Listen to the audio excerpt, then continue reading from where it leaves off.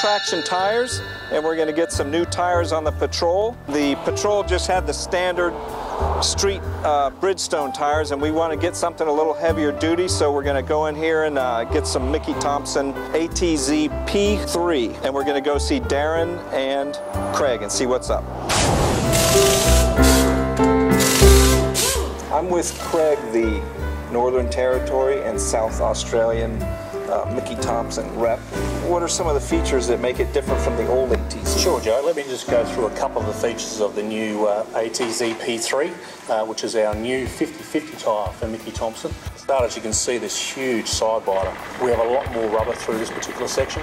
In Australia, we don't run as high pressure as a lot of countries, sometimes as low as 16 psi. So you want to have plenty of strength through here. From the top of the tyre, quite obviously the big thing you notice is our big tread depth, and that's because the ATZ P3 is actually a 10-ply light truck racing carcass.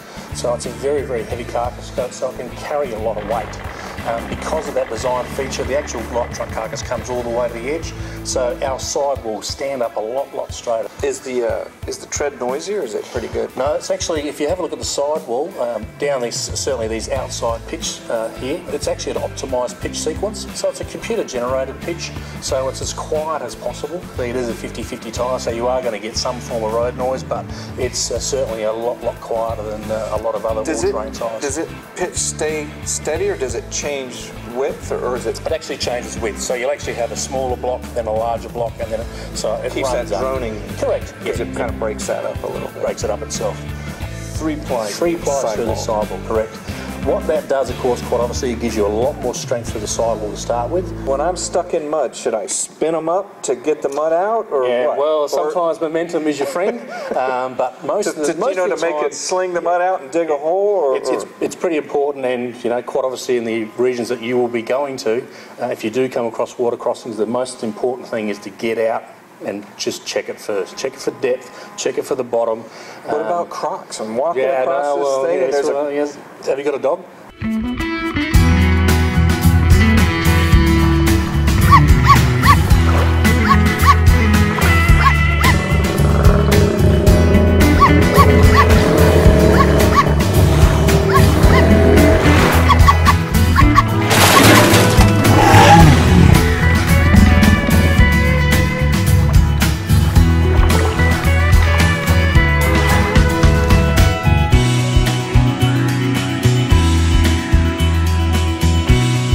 Tell you a little bit about Darren. He is my favourite Mickey Thompson dealer. Of everybody. Of everybody. And that includes Northern Territory, South Australia. That's a big area. It is a huge area, but Darren has been a great advocate of our tyre, as you can tell by just the way his showroom's set up. And by the way, I'd like to mention Darren's awards just up behind us, including a very special award just on the end there, and that's what we call Blow Your Own Trumpet.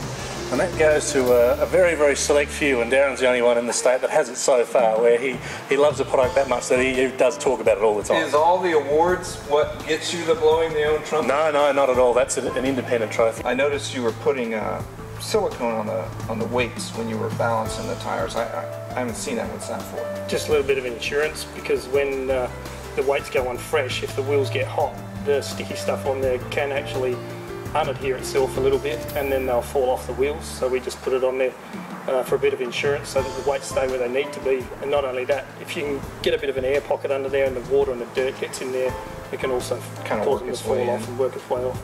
It's kind of a cult thing going on there with the Mickey Thompson stuff. Do you find like people just really are stuck on that brand? Oh, definitely. Yeah, you'll find that as you travel this wonderful country of ours, you're going to need one of those. Oh, well, to start with, you're going to need that to hold the your cold beverage in. The cult has started already. And I'm sure as you travel around, you're going to find maybe even a few tattoos.